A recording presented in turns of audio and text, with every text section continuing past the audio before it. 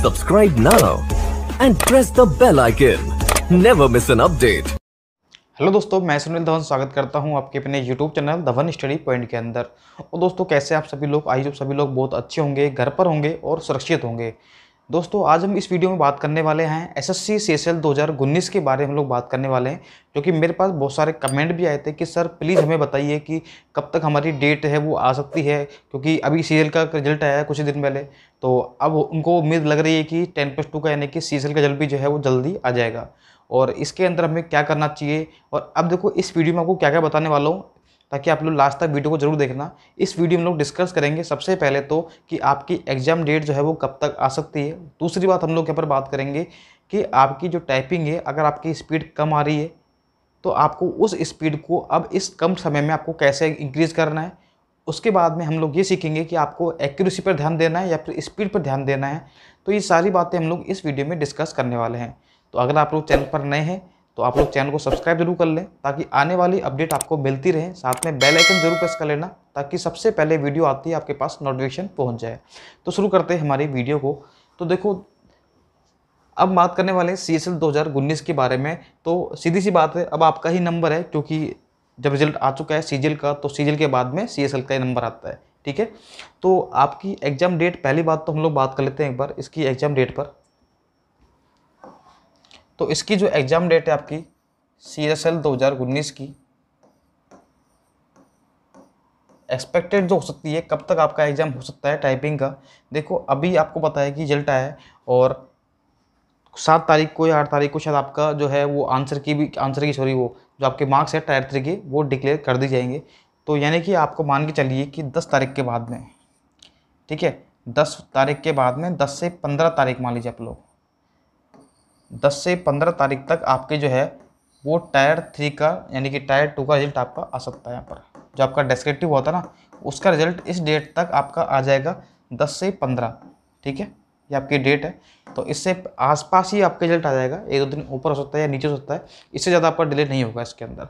ठीक है, अब बात करते हैं कि आपकी टाइपिंग पर, क्योंकि बहुत बड़ा मुद्दा है कि सर हमारी जो टाइपिंग है अभी वो बहुत कम आ रही है।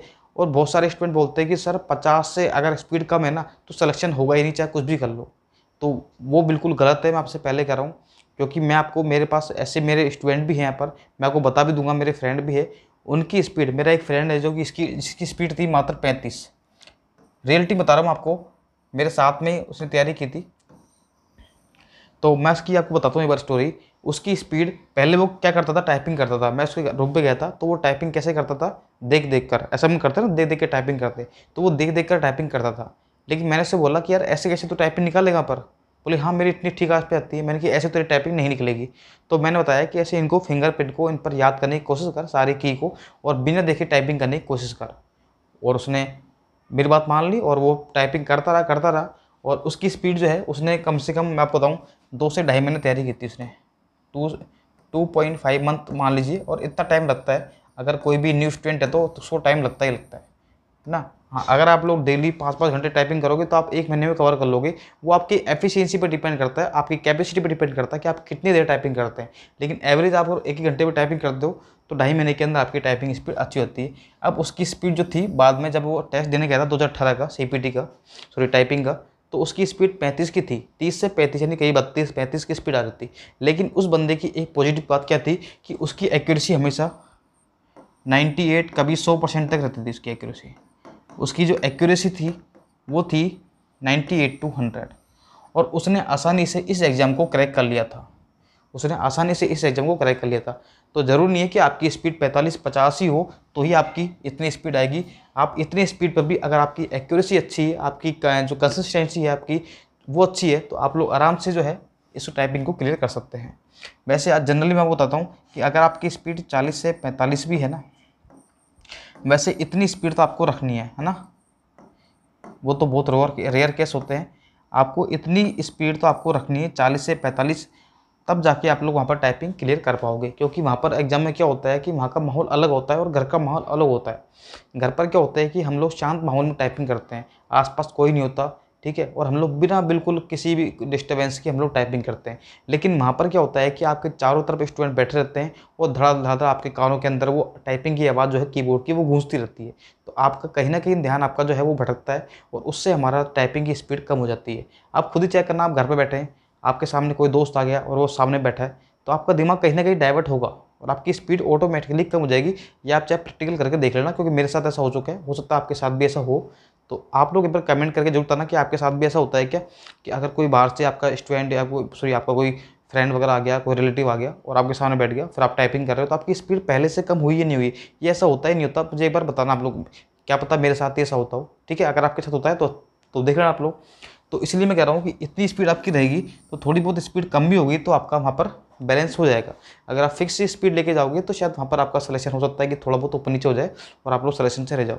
तो पहले आपको इतनी टाइपिंग स्पीड आपको वहाँ लेके जानी कम से कम। और दूसरी बात अब मान के चलिए कि आपको जैसे रिजल्ट आएगा पहले, तो उसके बाद आपको टाइपिंग के लिए फिर टाइम मिलेगा बीच में, कम से कम 20 से 25 दिन, 1 महीना आपको टाइम मिल सकता है। तो यानी कि कुल मिलाकर हमारे पास में अभी भी है ना, अगर हम लोग कम से कम माने तो 1.5 मंथ तो आपके पास में है भी टाइपिंग के लिए। ये तो मैं बता रहा हूँ मिनिमम से मिनिमम है, इससे ज़्यादा ही मिलेगा आपको। मिनिमम से मिनिमम बता रहा हूँ कि आपके पास में 1.5 मंथ है अभी टाइपिंग के लिए। तो 1.5 महीने क्या करिए, अगर आपकी स्पीड 25 भी आ रही है, 30 भी आ रही है ना, तो मेरी बात आप लोग मान लीजिए, एक बार आप लोग एक्यूरेसी पर ध्यान दीजिए। मान लीजिए आपकी टाइपिंग स्पीड अभी 45 आ रही है, 40 आ रही है और आपकी एक्यूरेसी 90% आ रही है, तो कोई मतलब नहीं है। मैं आपसे कह रहा हूँ चाहे आपकी स्पीड 25 से 30 भी आए, लेकिन एक्यूरेसी 95+ आपकी रहनी चाहिए। स्पीड अपने आप ही आपकी ग्रो हो जाएगी। आप खुद चेक करना, 1 महीने काम करके देख लीजिए आप लोग, और डेफिनेटली आपको इससे बेनिफिट मिलेगा। ठीक है, तो बस और क्या डाउट हो सकते हैं आपके, बताइए इसमें।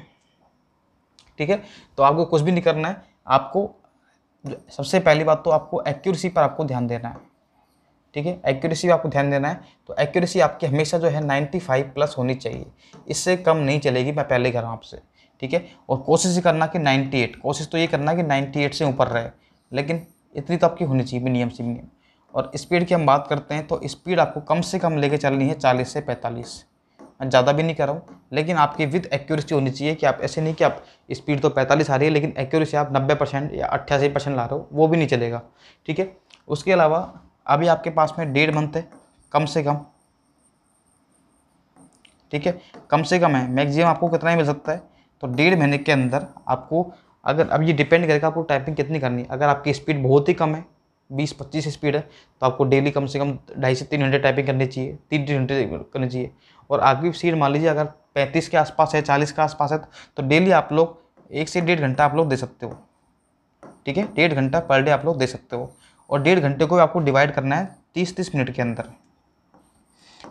जब भी आपको टाइम मिले, जब भी आपको अच्छा लगे, 30 मिनट सुबह, जैसे आप लोग दवाई लेते हो ना, 30 मिनट सुबह, दिन में, शाम, तो ऐसे आपसे इस 1.5 घंटे को आपको डिवाइड करना है 3 बार में। एक साथ नहीं करना, वरना आप बोर हो जाओगे फिर सॉरी। तो ये आपके देखो यहाँ पर, अब आपको उस पर ध्यान देना है क्योंकि रिजल्ट आपका जल्दी आ जाएगा। क्योंकि जिस हिसाब से आप SSC देखो, इन्होंने पहले CPO को जल्द दिया, फिर CGL का दे दिया, तो अब आपका ही नंबर है और कोई रिजल्ट नहीं है पेंडिंग, इसके यही रिजल्ट है मैंने बात तो ये भी आ जाएगा आपका। ठीक है, तो आप लोग बेफिक्र रहिए और अपनी तैयारी करते रहिए। कोई भी डाउट होता है आप मुझे इंस्टाग्राम पर DM कर सकते हो, धवन स्टडी पॉइंट के नाम से आपको मिल जाएगा। तो मिलते हैं फिर अगली वीडियो में, तब तक के लिए bye bye, okay, thanks for